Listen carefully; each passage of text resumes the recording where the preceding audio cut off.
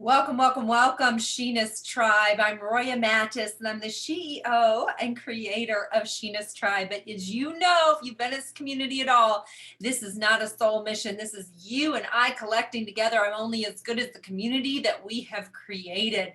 And it's about us collecting each other. So if you believe in unity, unifying fully to self, accessing the masculine and feminine parts of yourself, accessing the parts that want to tear the world open and the parts that want to be held and soft and seen, and then to be able to fully unify with our sisters because we have accepted all aspects of ourselves, and then to invite instead of fight our men and unify with them as well.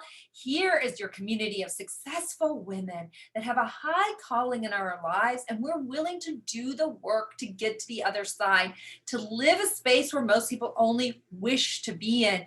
We understand how sacred it is to invest in ourselves and to lean into difficult conversation and difficult questions. Today is a big topic. Today is a topic that we can silently struggle with. Today is a topic that we can put on a mask about and act like does not exist. Despair, disappointment, big words. There are those of you that have seen my other posts. I want to give first honor to my ex and thank him for all of the years and for the willingness to allow the space for me to share transparently in honoring the time that we had and growing up together.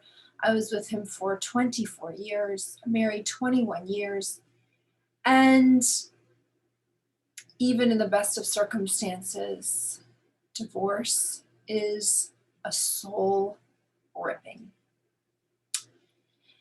And it's something a lot of us want to avoid, intend to avoid. And I just want to start with saying I am not an advocate for divorce. I'm an advocate for you to have the best truth life that you were called to have.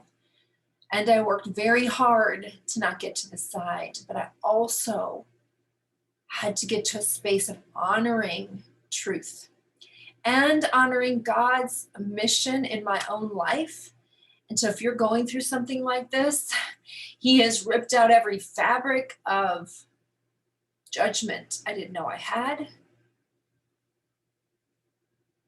And understanding now what it really means to go through something that's difficult, what it means to be a single mom, what that feels like, what it feels like to bottom out on income in that process, what it feels like to lose a parent, what it feels like to look into that dating world,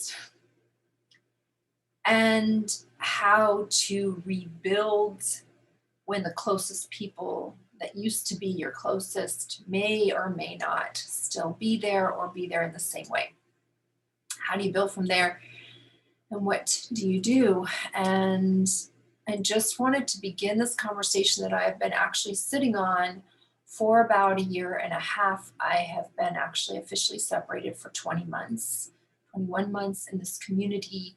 You're the first to really know anything. It's because this is our sacred space. This is a place that I believe that we should have transparency, authenticity, and the ability to hit hard conversations and be messy in the process of your uncoupling and rebecoming. And because of many different things that have come up, we went through mediation, and this is not what this conversation is about. So I'm happy to go into that if you guys want more about all of that for yourself, your own knowledge, your own background, as far as anything you might need as a resource for yourself or for someone else. Leave a comment in the comments if you would like to hear more about that. But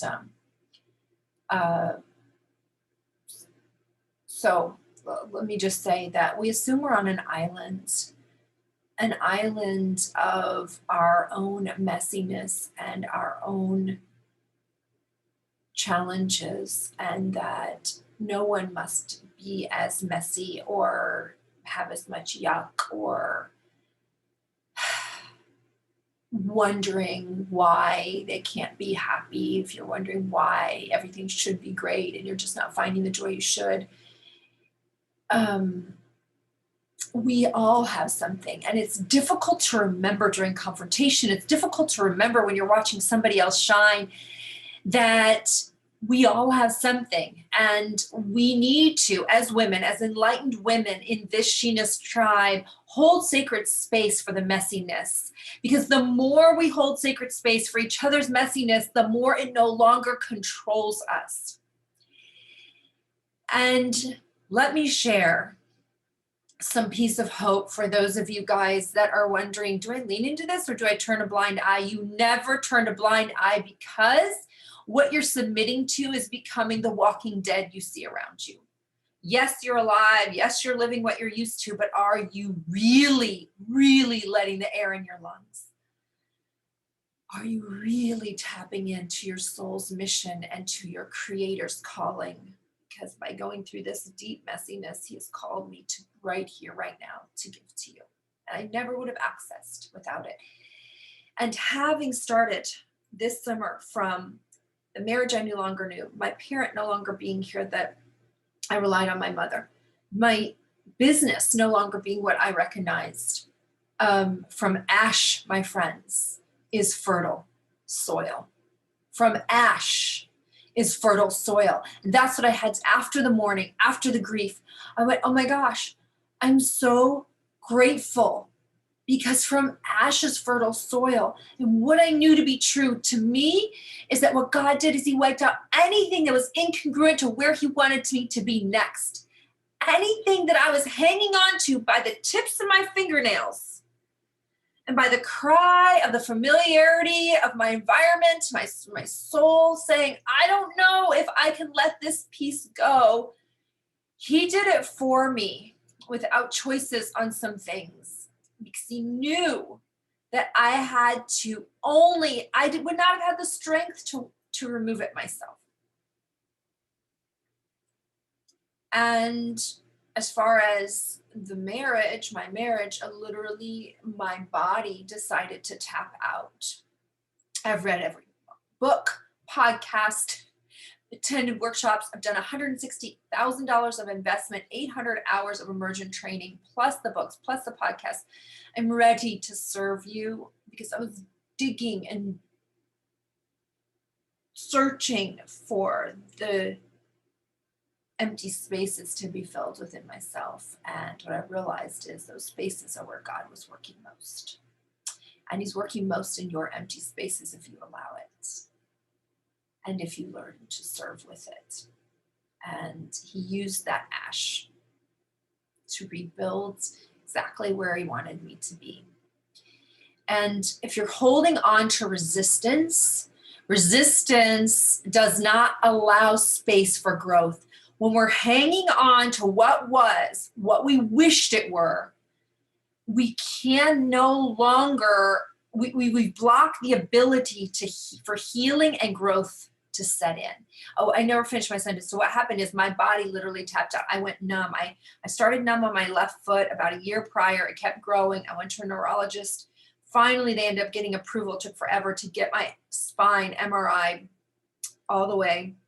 They found one little bulging disc in my neck, and they were like, there is no medical reason why you should be numb. You guys, I went numb everywhere. I couldn't feel my arms. I couldn't feel my face. I couldn't feel my vagina. I couldn't feel anything. It was like my body said, okay, if you're not going to make a move, we tag out. We're out of here. And that's a part of your Great Reveal course. Like, what is your body whispering? Had I known how to whisper, listen to the other things more clearly, even though part of you knows it, it's the acknowledgement and the willingness to, and then feeling like you're going to be okay on the other side, and being held in that process. So resistance is where I stood for a long time. So the first step to getting out of the depths of despair and disappointment is accepting. This is where I am. This is the truth of how I feel. This is the truth of what has happened. This is the space in which I exist. And so now what next? You got to burn the bridge on the other side and quit hovering in between the land of what was and no longer is what is right for you, whether you made the choice or not. And then healing gets to begin. Acceptance is actually freedom. Acceptance goes, all right, now I'm expanding and I'm ready for the what else. And I want to ask you to land on one core principle, not because I asked you to, not even because maybe it's true or not, but because if you choose to bring this into your body, it is the most empowering feeling you can gift yourself. And that is, if I can start with the premise and the foundation that what if everything, I mean everything, the good, bad, the ugly, the indifferent, what if everything was a gift from my creator? What if everything was working for me? What if the universe and everything that happened was a gift? And when you start looking at it at the lens of a gift, things begin to change. Because you start looking for the good reason. You start looking for the opportunity. You stop resisting and holding on to what we thought it was supposed to be. That's probably something so much greater on the other side.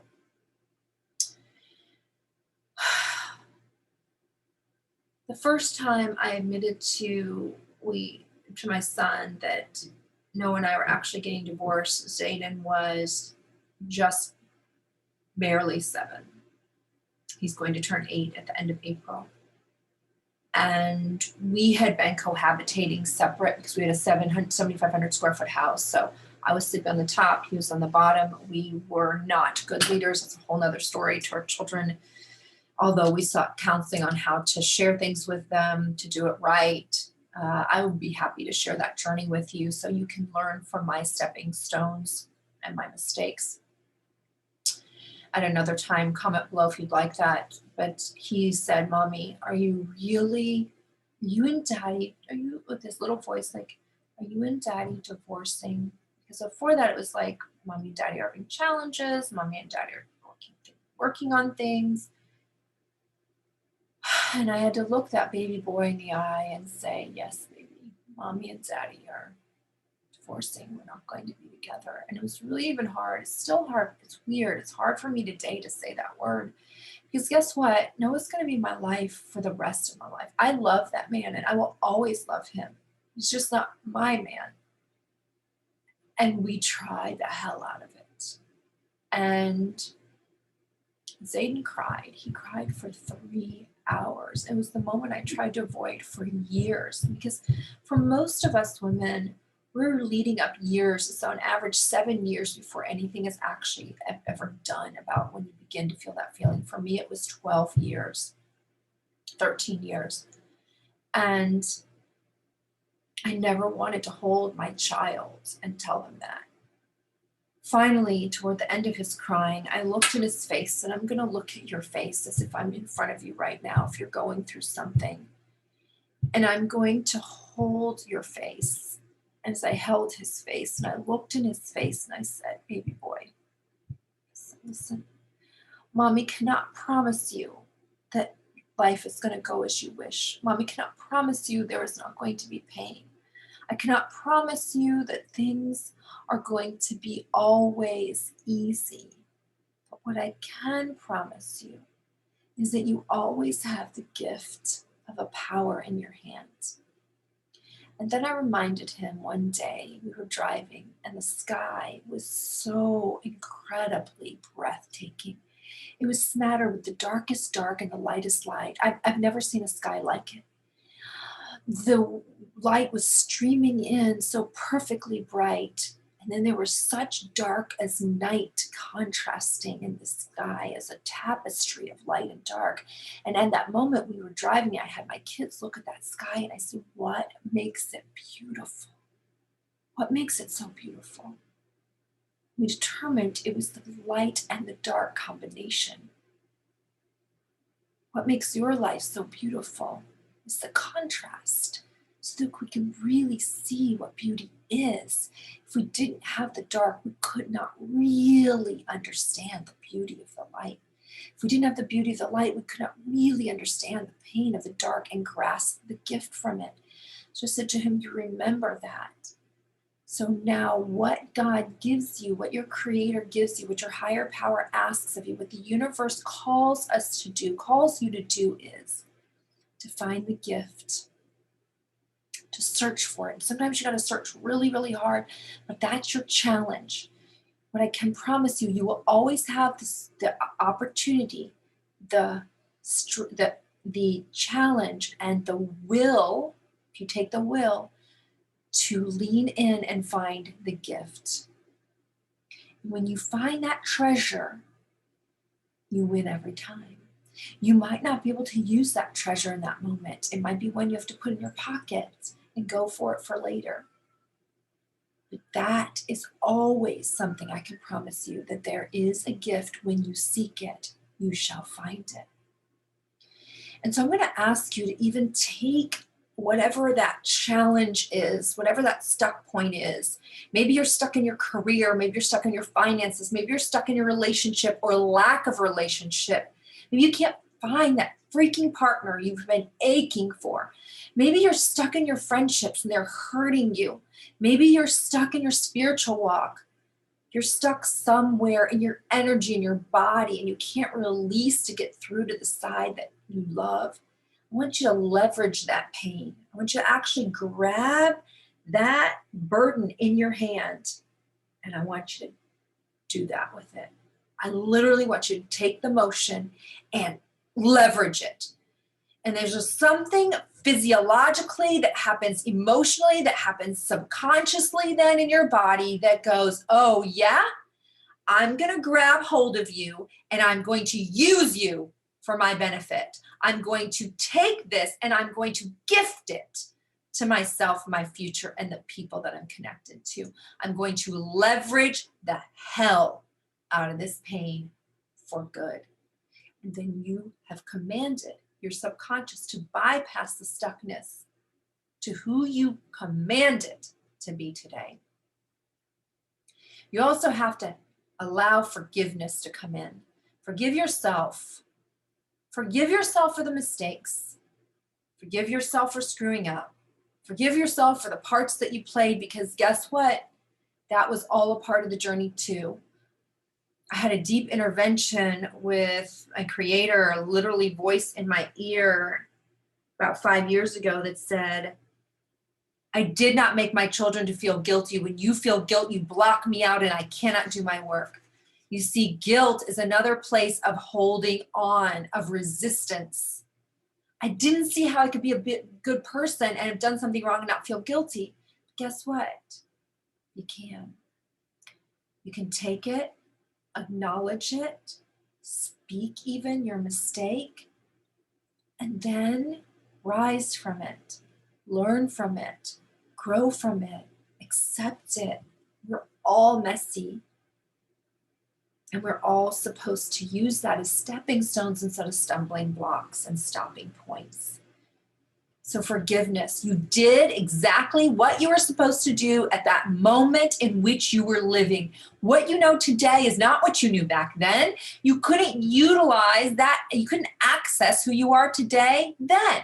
So the creator, the higher power, already knew you were going to do what you did, already acknowledged you could have made that choice.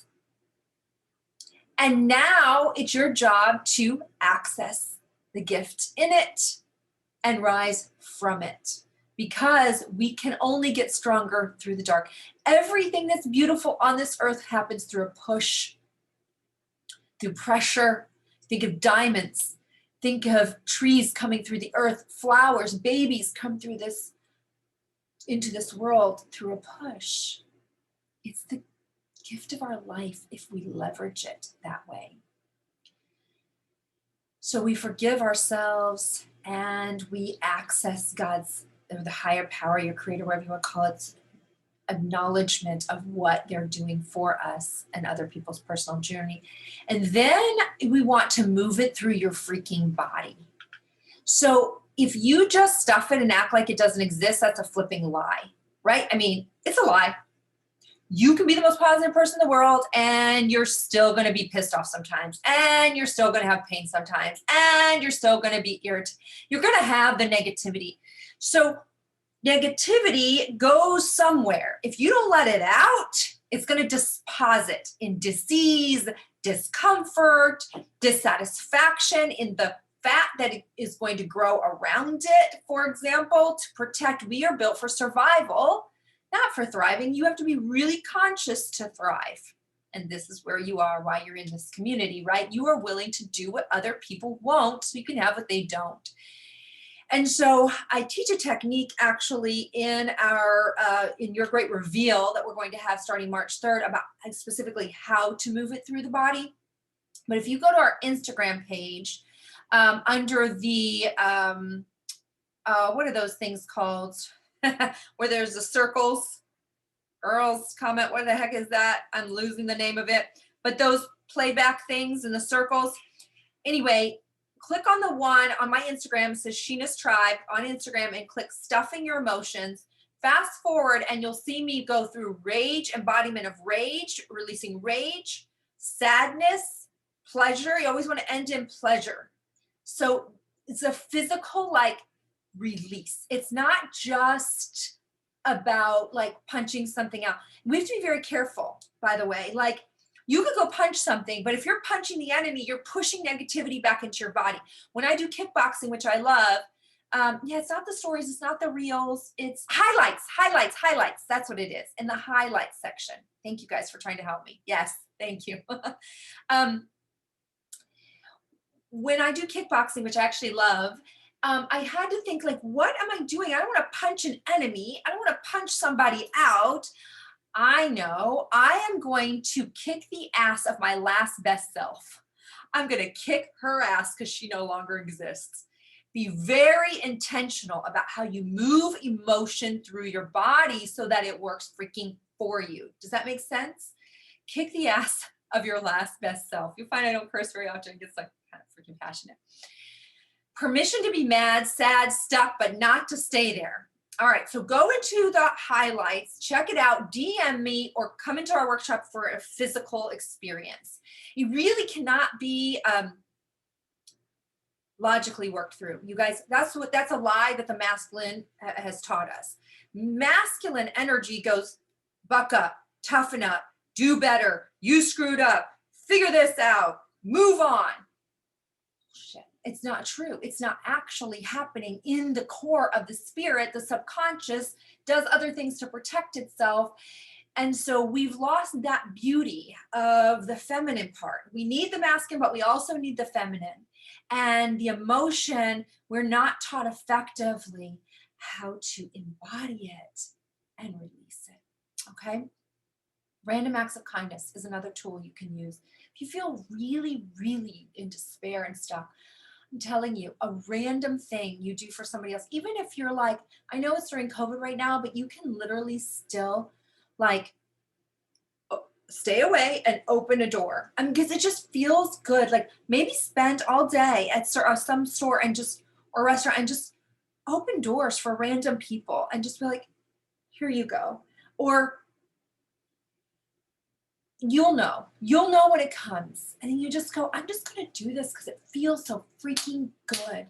And that's why people say like when they give back, they feel selfish because it made them feel so good, but it's supposed to. It's a reciprocation. I give to you, you've given back to me because I'm loving giving to you. When you do enough of this random acts of kindness, you don't have to do something formal. You just do something, surprise. Your spirit will start to sparkle again. And when your spirit starts to sparkle again, you begin to raise into that vibration that attracts more spirit sparkling things to come in your direction. Get clear on your reason. Get clear on your reason to get out of your despair or your disappointments.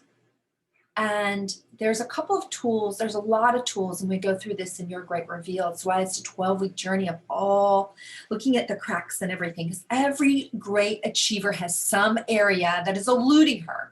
And we can't get past it because it's our blind spot. A blind spot's a blind spot. Every great coach has coach. Every wise achiever has someone that's leading a space and a place that they want to go to the next level of, right? And community helps us with that. But here's 2 things I'm going to give you today. Number 1, journaling can make a big difference. We underestimate the power of pen to paper. Cannot happen through a keyboard. There's something actually that physically happens to our brain when we put a pen or pencil in our hand. It doesn't happen physiologically and biologically on a keyboard. So if you're not a journal, I'm going to give you another way as well. As a matter of fact, an email is going out. If you're not on our email list, I get a little bit more specific. If you go to SHE-ness.com and you subscribe for the free email list, I am telling you, I don't write that much. So you're not going to be like having a ton of emails. Just in this campaign, we're sharing some things. But then after that, you're going to just get like smattering one every now and then. That's going to help elevate thought, elevate being, support successful, feminine embodied, freaking juicy, delicious, vibrant, turned on woman you are or want to be more of. So you're going to journal what within me is resisting letting go of this friendship, this job, this money issue, this car, this relationship, whatever it might be. You literally start with an empowering question, because powerful questions get powerful answers. Pitiful questions get pitiful answers. Pitiful questions are, why is this happening to me? How come they did that? When is this ever going to end? Those are not empowering questions. So one empowering question you can start with is, what within me is resisting? Okay, and then go on with that. Now, the key is you journal until it's like all freaking dumped out. Like you can curse, say inappropriate things. You can talk badmouth people you would never want to do in real life, and you never might want to ever have them see. Probably never want to show this. You could burn it. It doesn't matter. Just make it a sacred space for you to really be authentic and raw. And you might not even feel that anymore once you get it out on the paper, but you got to get it out at some space. And once you get to the end of that, basically word vomiting, you'll be surprised. Like I actually healed, this is a whole different thing. I healed a block of getting a nanny back in the day that I logically knew I needed a nanny. I wanted a nanny. I knew I couldn't perform at the level I wanted to without one, but I still couldn't find one for a year until I did this journaling exercise and something came out of the paper. And I'm like, oh, and within 3 days I found my nanny. So journal. Once you get to the end, you write these words, write this down. This is a lie. Here is the truth. This is a lie. Here is the truth. And then you rewrite the truth in which you know to live it now. You have to go back to back. You cannot leave it at the dump. You have to go to planting again. You've like tilled up all the soil and now you got to plant. Here's the lie. This is the lie. Here's the truth. And then go on to write your truth. You will find a cathartic upheavaling. Now, if you're not a journaler, if you've got challenges going, from pen to paper like that, once you take a problem and put the word in the center of the paper, then you're basically going to like smatter brain dump, just like words, all the negative words and around that feeling. And then it's something happens, like you'll tear it or you'll burn it, you'll throw it away, and watch what happens. If you have like fully dumped it out, you'll almost not be able to articulate to that degree the feeling anymore, the intensity that you once had around that issue. And now again, you've been able to do what? Accept, so you can begin to heal. The second tool that I'll give you today, so one is the journal write to dump, and the second is body whispering. One of the ways, there's a lot of ways, this one's going to be asking your body. I was searching and searching. Should I stay? Should I go? Should I stay? Should I go? Oh my God, what am I going to do? And I was like, it's all consuming, you guys. It's all consuming. When you're in something like this and your marriage is at its pace that you're like, what the hell? I don't want to be here. I mean, I want it all to go away. I want to be the woman I need to be. I want him to be the man that would keep us together. I've worked so freaking hard to stay and I don't want to go. What should I do? I was doing like crazy things, like going online, like putting in like free tarot card reading and like, You know what I mean? Like just when you're so desperate and you just want answers, and I'm here to tell you the answers are inside of you, and people say that, but like, how do you freaking access it? So one of the things you're going to do, one of the things, again, we'll go deeper and hold you in that space of asking these questions you might be afraid to ask on your own because you don't know what to do with the answer on the other side. You will feel more juicy, joy, even feel more rich, vibrant after this. I just, oh, I'm telling you. For right now, I want you to take the compass on your phone and I want you to find north, okay? I want you to find north. So for me, north is here. You're gonna stand shoulder width apart. Okay, let me see if you guys can see me. Okay, I forgot I was gonna stand up today. Yay, okay. You're gonna stand shoulder width apart and you need to be hydrated. So drink plenty of water for this, not far enough back. Okay, and you're going to go ask a question that's normal, like easy. Is my name Roya? And then see what my body does. It's already wanting to do it. Okay. Is my name Roya? Is my name Susie? Okay, so my body's indication of a yes is this way, and my body's indication of a no was this. It might be different for you. Your body might do something different. So you're asking questions you already know the answer to. Is my name this? Is my name that? Now you've got a centering point of what your body yes is and no. And then you ask your question. Like, do I, with my body, do I want to stay in this relationship? Do I want to continue this job? Do I need to move on for my greater good from this? Whatever you're stuck with. Does my body want to eat this item? Like, let's say you're like downing ice cream. Like, I don't know if I'm allergic to that or not. Ask your freaking body. Now there's a muscle testing and all that stuff too, but it's amazing what your body can tell you when you don't know the answer. And now you might be like, oh, I didn't want it to tell me that, but this is where truth starts. It's where truth starts. So I hope this has begun permission for you. I hope today has been a reminder of the glory that's inside of you and that you are not alone, that your desire for an authentic, full out, juicy, vibrant, rich, fulfilling life is your birthright. And it can sometimes feel burdensome on the bigger than normal calling that you happen to be gifted with in your life. You are a woman I'm speaking to that has a bigger than ordinary call on your life. And people can say, like, you want too much. You're never happy enough.